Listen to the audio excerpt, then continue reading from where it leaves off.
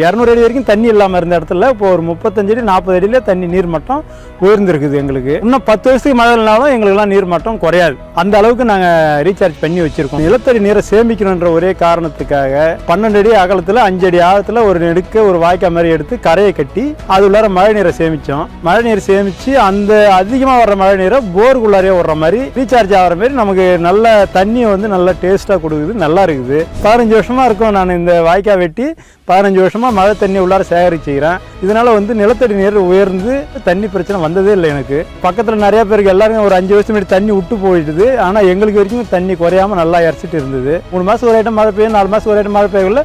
இந்த 5 அடி ஆழத்தில் வந்து திரும்பி ரீசார்ஜ் ஆகிடும், தண்ணி ஃபுல்லாகிடும். ஒரு 20 வருஷம் இயற்கை விவசாயம் தான் பண்ணிட்டு வரேன் நான். இப்போ பல அடுக்கு விவசாயன்ற மாதிரி தென்னங்கன்று நடுவில் கொய்யா, மாதுளை, சப்போட்டா, நெல்லிக்காய், வாழை எல்லாமே கலந்து ஊடு பயிராக வச்சுட்டு இருக்கோம். சுற்றி தண்ணி நிற்கிறதுனால நமக்கு நிலமும் வந்து ஈரப்பதம் நல்லா இருக்குது. அனல் கிடையாது. வெயில் காலத்தில் தண்ணி ரொம்ப ஒரு 1/4 பைப்பு 1/2 பைப்பு ஊற்றுற கண்டிஷனில் இருந்தது. இப்போ நல்லாவே எல்லா நாள்லையும் நல்லா இறக்கிற மாதிரி இருக்குது. நம்ம போர் வரைக்கும் இல்லை, அந்த மணலில் தண்ணி ஓடுறதுனால சுற்றுப்பட்டு இருக்கிற ஒரு 40-50 போர் இங்கே எல்லாமே நல்லா இறக்குதுங்க.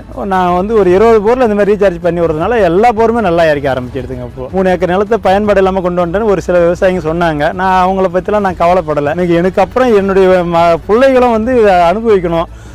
நம்மளோட அந்த நீர்நிலையெல்லாம் முடிஞ்சிடக்கூடாது. இவங்களை போல நீங்களும் மழைநீரை சேகரித்து விவசாயம் பண்ணி உங்க வருமானத்தை கூட்டணுமா? நம்ம ஈஷா காவேரி கூக்குரல் இயக்கம் வர மார்ச் 22ஆம் தேதி அன்று திருச்சி SRM கல்லூரியில மழைநீரே அமிர்தம் என்ற மாபெரும் கருத்தரங்கம் நடத்துறாங்க. மழைநீர் சேகரிப்பு தொழில்நுட்பத்தை நேரடியா அவங்க கண்ணு முன்னே செஞ்சு டெமோ காட்ட போறாங்க.